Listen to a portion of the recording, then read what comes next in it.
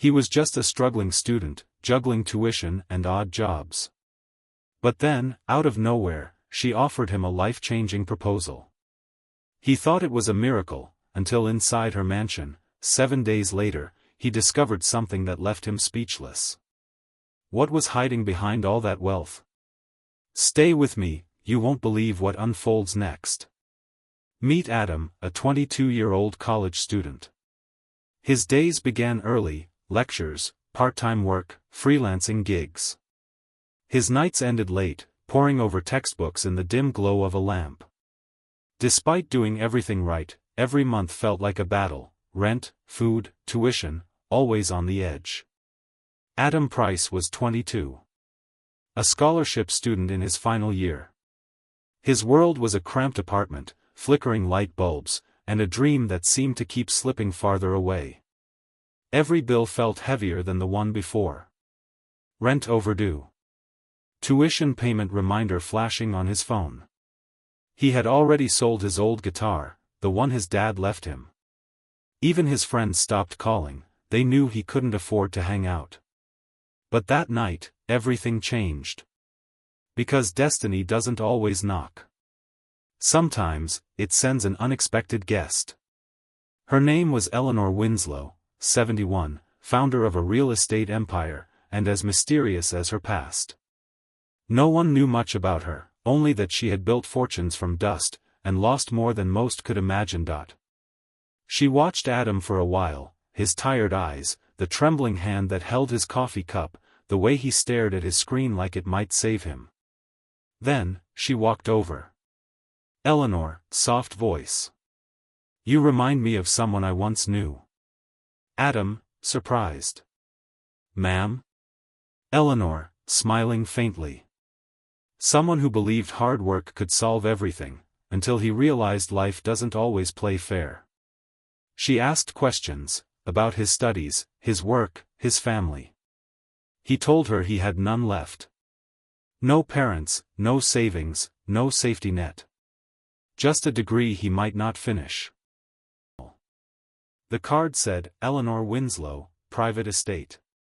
No title, no address. Just a number. He thought she wanted an assistant, or maybe a tutor. But what she asked next morning, on the phone, no one could have imagined. Eleanor, calmly on the phone, Adam.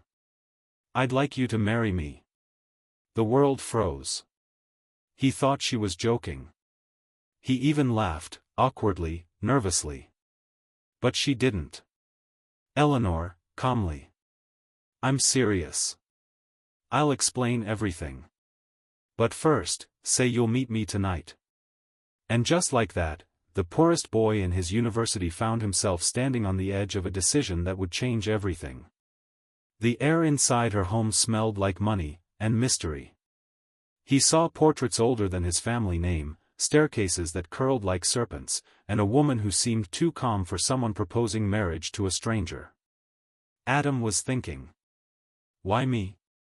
Eleanor, pausing, gazing out window. Because you have something money can't buy. And I don't have much time left to find it. She spoke of loneliness. Of needing a companion, someone who wouldn't lie for money or flatter for gain. And though her words felt sincere, something about her tone, that final sentence, made him uneasy. 1 week. That's all I ask.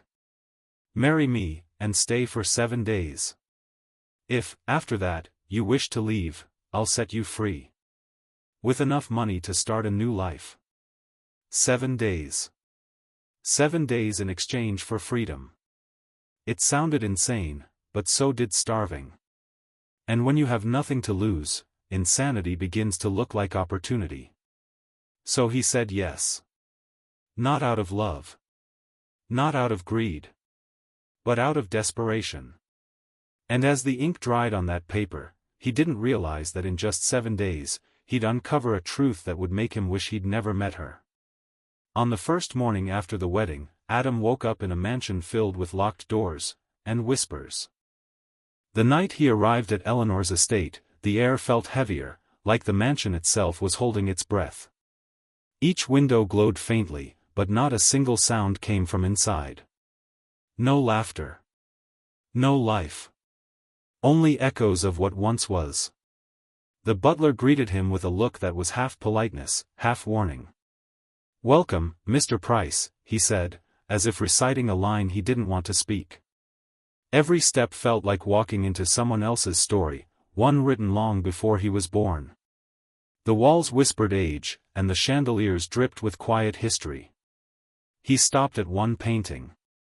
A young woman, maybe in her 20s, same eyes, same smile. "That's Mrs. Winslow," the butler said softly, 50 years ago. Adam felt a strange tug in his chest, like time itself had folded, and he was walking in someone else's memories. "Come, Adam," she said. "You must be tired." He nodded, unsure what to call her now. "Ma'am? Eleanor?" "Wife?" "Eleanor," with quiet authority. "You can call me Eleanor. Titles make me feel old." Her laughter was soft, beautiful, but hollow. She guided him through rooms so vast he lost count, drawing room, gallery, library, conservatory. Every space was perfect. Too perfect. As if someone was preserving the memory of happiness that had long faded away. That dinner was the quietest meal he'd ever had. No small talk. Just the soft clinking of silverware and the ticking of a grandfather clock somewhere far away. At one point, she looked at him, not like a wife, not like a stranger, but like someone measuring a puzzle piece that might finally fit. "Eleanor." "Adam, are you afraid of me?" Adam, awkward laugh. "I'm not sure what to feel yet." Eleanor, smiling faintly. "Good. Fear keeps people honest." That night, he couldn't sleep. The room they gave him was larger than his entire apartment, but somehow colder. The curtain swayed though the windows were closed. And just before midnight, he heard it. A melody, soft, fragile, echoing through the halls. He stepped into the corridor, following it barefoot, heart pounding, breath shallow. The music led him to a locked door. Through the crack, he saw the faintest glow of a candle, and a shadow moving. He leaned closer. And just as he whispered, "Eleanor?" the music stopped. The candle went out. Silence. Only his reflection stared back from the dark glass. "Did you sleep well?" she asked, her tone light. He hesitated, then nodded. "Yes, fine." Eleanor, smiling knowingly. "Good. Because tonight, I'll be showing you something. Something that will explain why you're here." V.O. curious tone. "What is it?" he asked. She looked at him, for a long time, as if deciding whether to speak. Then simply said, "My past." He didn't know it yet. But the mansion wasn't just her home. It was a monument, to loss, to guilt, to a truth buried under decades of silence. And in less than a week, those locked doors would open. Not just to rooms. But to everything Eleanor had tried to forget. 7 days. 7 secrets. And one truth that would shatter both their lives. The next morning, Eleanor handed him a small golden key, and told him to open the one door everyone was forbidden to touch. Morning came wrapped in silence. The kind that feels like a warning. Adam found Eleanor on the terrace, perfectly still, her eyes tracing the fog like she was searching for ghosts. "Eleanor, gentle. You didn't sleep again." Adam, quietly. "It's hard to, in a place this big." Eleanor, faint smile. "It gets smaller once you stop being afraid." Without another word, she placed it on the table.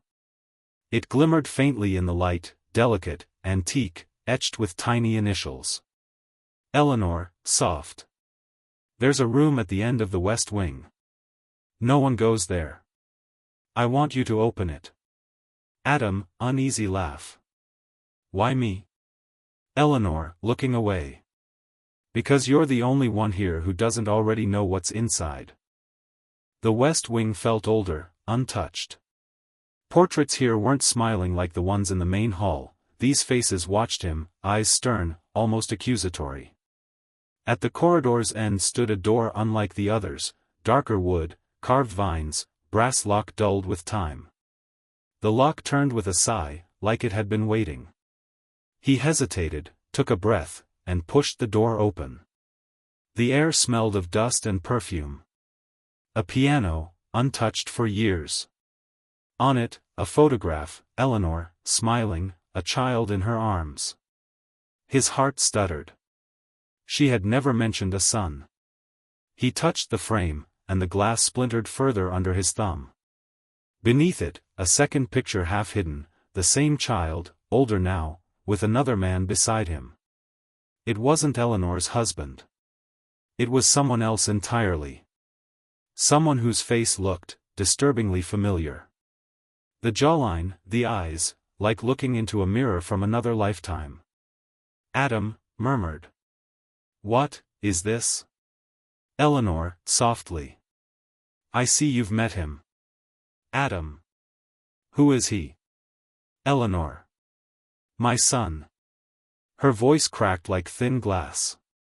"He would have been about your age now," she whispered, "if he hadn't died." Eleanor, turning away. "He was kind, brilliant, but reckless. He trusted the wrong people. They destroyed him. Took everything, his company, his life, and nearly me. And suddenly, the mansion didn't feel rich anymore. It felt haunted, not by ghosts, but by grief carved into walls." Eleanor, quietly, trembling. "I kept this room locked because it hurts to remember. But I needed someone to open it again, someone who might remind me of what hope used to feel like." For the first time, Adam saw her differently, not as a millionaire, not as a mystery, but as a mother still mourning her child. And for reasons he couldn't explain, a strange ache bloomed inside him, like grief he didn't remember having. Eleanor, softly. "Do you believe in second chances, Adam?" Adam. "I want to." Eleanor. "Then stay. Just one more day." He nodded. But deep inside, something told him this was only the beginning. The locked door had opened more than a room. It had opened a secret neither of them were ready to face. That night, he dreamed of the boy in the photo, laughing, running through corridors that no longer existed. And when he woke, he found something strange on his nightstand. It wasn't there before. And it was addressed to him. He opened the envelope with shaking hands. Inside were only 6 words, written in Eleanor's handwriting. "Don't trust anyone. Not even me." In that moment, Adam realized. He wasn't the only one being tested. The letter changed everything. And by the next night, Adam would discover that Eleanor's mansion wasn't just haunted by memories, it was hiding someone alive. That night, the house didn't feel asleep. It felt awake, listening. Adam sat in his room, staring at the letter again, the words looping in his mind. "Don't trust anyone. Not even me." The clock ticked past midnight. Somewhere in the distance, he heard footsteps, soft, measured, not his own. He opened his door and stepped into the hall. The air was colder now, the lights dimmer. Every sound echoed, the whisper of rain, the creak of the old chandelier. At first, he thought it was Eleanor. But then, the figure moved too fast, too silently. And when he blinked, it was gone. He could have sworn he heard breathing. Not behind him. Not ahead. But, beneath him. The old mansion, he realized, had more secrets than just locked doors. A hatch, hidden under layers of dust. He pried it open, and cold air rushed up like a whisper from another world. A staircase, narrow and dark, spiraled down beneath the mansion. Something told him not to go. But curiosity, or maybe fear, pushed him anyway. Each step groaned under his weight. The walls were stone, lined with cobwebs and rusted pipes. He followed the faint sound, a rhythmic thump, like a heart beating somewhere far away. He pushed it open, and froze. He scanned the papers, contracts, business records, names. And then, a document with his own name on it. His breath caught. His name. Typed clearly, dated a month before he even met her. What is this? Eleanor, softly, off-screen. You weren't supposed to find that. He froze. Her voice came from the dark, calm, almost tender. Adam. What is this place? Why's my name on these papers? Eleanor.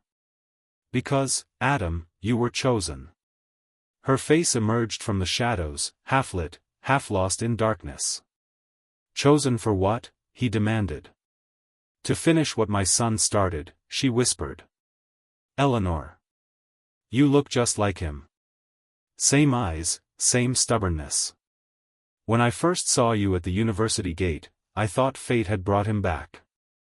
The truth slipped from her like confession and delusion at once. So you married me, because I reminded you of him? He asked. No, she said, trembling. I married you because I couldn't lose him twice. The storm outside thundered like judgment. And in that dark cellar, Adam realized. Maybe she wasn't dangerous because she was rich or old.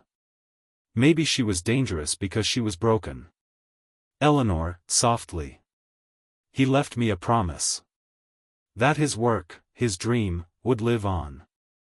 And now, you will finish it. Adam, nervous whisper. What dream?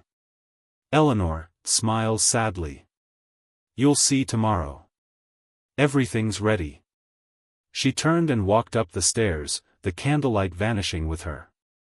Leaving Adam in the dark, surrounded by secrets that were starting to feel like traps. He looked at the table one last time. Beside the papers was something new, a fresh envelope with his name, dated tomorrow. He hadn't opened it yet. But somehow, he already feared what it might say. The next morning, the mansion's staff vanished. Eleanor smiled like nothing was wrong. And Adam finally opened the envelope, only to discover his own death certificate. Morning came quiet, too quiet. For the first time since Adam had arrived, the mansion didn't hum with footsteps or murmured voices. The maids were gone. The gardener. Even the driver. Only 2 plates sat on the long dining table, one for him, one for her. He waited for Eleanor. Minutes passed. Then the clock struck 9, and that's when he saw it. The envelope. His name written in perfect cursive. The same as the one he'd found in the cellar, only this one looked newer, fresher. Like it had been written this morning. He hesitated, then tore it open. Inside, there was no letter. Just a folded document, yellowish, official-looking. He unfolded it carefully, and felt the air leave his lungs. It was his name. His birth date. Cause of death, cardiac arrest, date pending.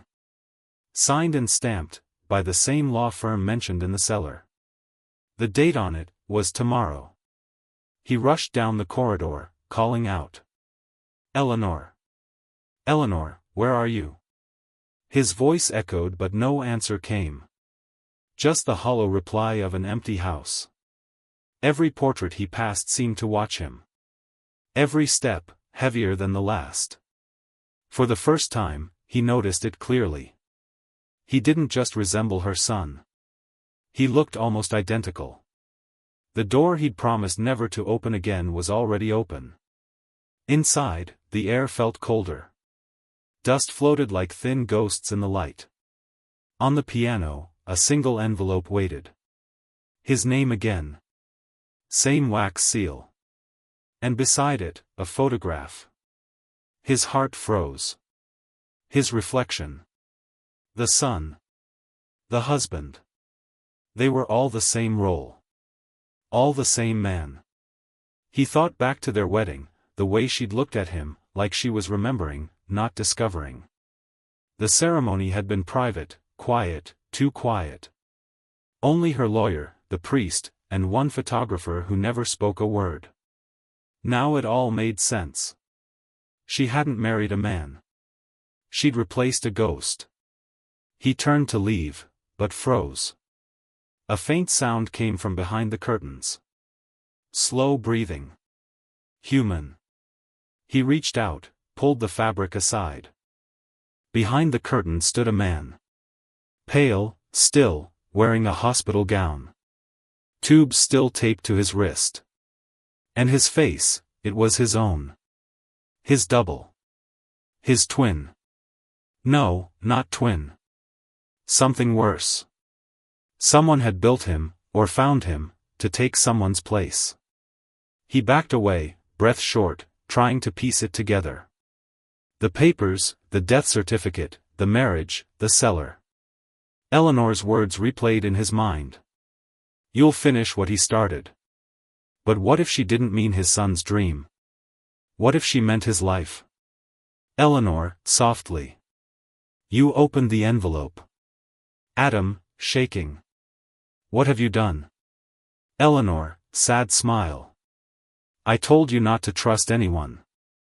Not even me. Her voice carried no malice, only regret. Like a mother watching the inevitable. And as lightning lit the mansion once more, Adam realized the truth wasn't just hidden beneath the house. It was buried inside it. In its walls. In its rooms. And maybe, in him. That night, Adam tried to run. But the gates wouldn't open. And in the storm's reflection, he saw his double standing by Eleanor's side, smiling. He ran. Past the portraits, the grand staircase, the rooms that once felt alive. But the house felt endless now, twisting, shifting, like it was trying to keep him in. He reached the main door, gripped the handle, pulled. Locked. He tried again. Nothing. Outside, lightning lit the iron gates. They were shut, chained, glistening with rain. He was trapped. Eleanor, soft, echoing. You shouldn't have run. Her calmness terrified him more than the locked door ever could. What did you do to that man? He demanded. The one upstairs, who looks like me. Eleanor, quietly. He was you, Adam. Once. What are you talking about? You were sick. Dying. You begged for a second chance, and I gave it to you. But you don't remember, do you? He backed away. You're lying, he whispered. But she only smiled, not cruelly, just, tired. Tired. Eleanor. You asked me to bring you back. I couldn't save him, but I could save you. Flashes. Voices. A hospital room. Machines beeping. Could it be true? Had he died before? No, he muttered. No, this isn't real. Eleanor, gently. Look in the mirror, Adam. He turned, and froze. His reflection didn't move when he did. Its eyes, dull, glassy, blinked a moment too late. Who are you? He whispered to the mirror. You. His reflection smiled first. Then, it raised its hand. But Adam hadn't moved. He stumbled backward, knocking over a vase. The sound shattered the trance, the mirror cracked down the middle. His reflection split into two faces, his, and the boy's. Eleanor, softly, almost singing. Two souls, one body. He lives again. Stop it. Eleanor, calm, whisper. It's already done, Adam. You came back, just not as you think. He ran room to room, every reflection was wrong. Every shadow moved a second too late. The house was rewriting him, turning him into someone else. This can't be real, he gasped. I'm me. You're mine. And then, nothing. Just his heartbeat, and her voice, somewhere close. Eleanor, soft, calm. Rest now, my son. You're home. Her words echoed through the dark, wrapping around him like lullaby and curse all at once. And before he could fight it, the world went still. The storm had passed. But the mansion had a new reflection. One that never blinked. And somewhere deep inside its walls, a whisper lingered. You'll finish what he started. Days later, visitors came to the mansion, to meet Eleanor's new heir. But when they looked into his eyes, they swore they saw someone else staring back. Morning returned to the house like nothing had ever happened. The rain had dried. The mirrors gleamed again. But silence still hummed through the air, thick, heavy, listening. In the garden, Eleanor walked gracefully among roses. Her eyes, calm. Her hands, steady. The storm hadn't touched her. Not even a strand of her hair was out of place. She hummed softly, the same lullaby from the night before. Somewhere inside the house, that tune echoed, faintly, like a heartbeat. He looked, calm. Not broken. Not afraid. Just calm. Adam, Eleanor said from the doorway, voice like silk. Breakfast is ready. Yes, mother. She smiled, a perfect, practiced smile. Mother. She hadn't heard that word in years. The world outside thought Eleanor lived alone. But inside these walls, she had her son again. At least, something that looked like him. Eleanor, cheerful tone. You're eating less today. Adam, calm. I'm not hungry. Eleanor, gently. Still adjusting, dear? Adam. To what? Eleanor. To peace. He didn't answer. But his hand, resting on the table, twitched slightly. She reached across, touched his knuckles lightly. You remember the rules, don't you? She asked softly. Adam, blank tone. No visitors. No questions. Always stay near the house. Eleanor, smiles. Good boy. He looked into his reflection, the mirror whole again. But sometimes, when the candle flickered, he thought he saw another boy's face behind his own. And when he turned, there was no one there. Finish what he started. His breath caught. He whispered, Who are you? I'm what's left. The whisper came from inside the glass. And when he blinked, his reflection smiled on its own. Visitors. The first in months. They came bearing flowers, unaware that the house had grown a new heartbeat. Mrs. Reeves, excited. Eleanor. You didn't tell us you had company. Eleanor, smiling gracefully. Ah, yes. My son's home. Mr. Reeves, confused. But, your son passed away years ago, didn't he? Eleanor, laughs softly. Rumors, dear. He was very ill, but he recovered. Her lie slipped out like silk, effortless, believable. The couple smiled politely. Pan to Adam entering the room. He's well-dressed, polite, poised. Mrs. Reeves, warmly. My, you look so grown, Adam. Adam, smiling faintly. It's good to see you again. His tone was perfect. His smile, exact. But his eyes were empty. Mrs. Reeves froze mid-smile. Just for a second. She saw something flicker behind his eyes. Not cruelty. Not malice. Something hollow. Mrs. Reeves, quietly. You have your father's eyes. Eleanor, quickly. He has my heart. And everyone laughed. Except the mirrors, they never do. They'd left smiling. But their laughter still echoed, trapped in the house's ribs. And somewhere deep inside him, something was waking up. You're almost ready. Ready for what? To remember. He pressed his palms against the mirror again. It was warm. Beating. Like skin. Eleanor. Adam.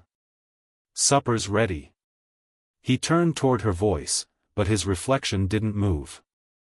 Outside, the world believed a mother and son lived peacefully again. Inside, something older, something borrowed, watched from the glass. The storm was gone. But its echo had found a new home.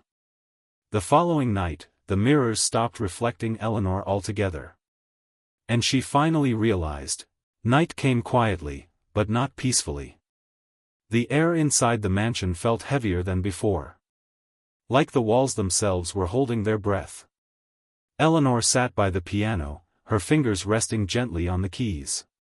She hadn't played since her husband died. But tonight, the silence felt unbearable. One note, then another. The melody floated through the rooms, hesitant, broken. And somewhere down the hall, a second piano began to play along. Eleanor. Adam? Are you playing? Adam. No, Mother. She had promised herself never to come down here again. Not since the accident. Not since the night she lost him. But grief has its own gravity. The house was remembering. Eleanor. Stop it, please stop. But the song only grew stronger, like a pulse from the floorboards. You promised, Eleanor. She froze. The voice was his. The one she buried. The one who'd built this house with her. Adam heard it too, the melody crawling up the walls. His reflection flickered, mouthing words he couldn't hear. Run. I can't. Then she'll make you forget again. Forget, what? He wasn't her son. He was her second attempt. The piano's song turned violent. Keys shattered, strings snapped. The house began to moan, wood expanding like a living lung. Eleanor. Stop it. I brought him back for you. You brought back a ghost wearing our son's face. She covered her ears, but the sound was coming from inside her. Adam. Mother, what's happening? Eleanor. It's him. He's angry. He won't let us go. The lantern light flared, then dimmed. And for one brief second, both of them saw him. You couldn't let me rest. I just wanted my family back. You built a prison instead. In that silence, the truth unfolded like a confession. The boy she called Adam wasn't her son. He was built from memory, stitched from longing, born from her refusal to let go. You don't belong here. But I don't know who I am without her. Then remember who you were before she made you. And the boy closed his eyes. For the first time, he remembered everything. The house remembered every lie. Every echo. Every name whispered too long. And as it remembered, it began to erase them. Eleanor. Adam. Don't leave me. Adam. You already did.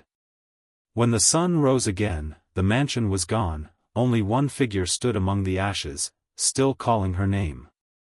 When morning came, the fire had already finished its work. The house that once stood like a monument to love and loss was now nothing but ashes and memory. Only one figure remained, standing barefoot in the soot, staring at her, carried by the wind. A lullaby from a mother who could not let go. He could almost see her, standing in the smoke, her face gentle again. But this time, she didn't call his name. Be free. And then, nothing. There they were. The family she'd destroyed herself trying to keep. Her love had been too heavy for this world. Too desperate. Too lonely. And in trying to hold on to it, she'd lost everything. He traced the photo's edge with a trembling finger, and smiled. Thank you, for loving me, even if I wasn't real. The mansion was gone. But in its place, a kind of peace began to grow. Not loud. Not bright. Just quiet enough for ghosts to rest. He didn't know where he would go. The world beyond the gates had forgotten him. But for the first time, he wasn't afraid. Every step he took felt lighter. Like memory itself was releasing him, one breath at a time. Behind him, the ruins creaked one last time. As if the house sighed in relief. Wood collapsing faintly, echo fading. The house remembered everything. But finally, it chose to forget. The world didn't ask where he came from. It didn't need to. Sometimes, when you've lived too long in someone else's dream, waking up is enough. Waitress. You traveling alone, honey? Boy. Yeah. Just passing through. Waitress. Got somewhere to go? Boy. Not yet. But I will. He didn't realize it. But that was the first honest answer he'd ever given. Maybe he wasn't her son. Maybe he wasn't even human. But he had a heartbeat now, one that belonged only to him. And sometimes, that's all a soul needs to begin again. For a moment, he thought he saw her again. Not as a ghost. Not as a curse. But as a mother finally set free. Goodbye, mother. And the wind carried his words. Back through the ashes. Through the empty halls that once echoed with her grief. Until the house, and the woman who built it, could finally rest. Love can build palaces. But if it refuses to let go, those palaces become tombs. And sometimes, the kindest thing love can do is set itself free. Years later, a traveler passed the field where the mansion once stood. And swore he heard a piano playing, a lullaby carried by the wind. David had faced storms before, hunger, loneliness, ridicule. But never silence like this. The kind that sits between two hearts, both knowing the truth, yet afraid to say it aloud. He looked at Eleanor, the woman the world called a mistake. The woman he once saw as his golden ticket. But who had become something more. His only true mirror. Eleanor. David, she said softly, do you know why I chose you that day? David, whispers. Because you pitied me? She smiled sadly. No, because I saw myself. A young soul who thought love was a transaction. When really, it's an exchange of wounds. Her words hit him like a confession wrapped in forgiveness. Camera pans over framed photos, her late husband, her younger self, her charity foundation. And one new frame, David, smiling shyly beside her. She wasn't just a millionaire. She was a collector of broken souls. Trying to mend them with kindness.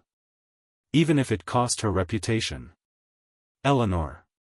When I first saw you, you reminded me of my son.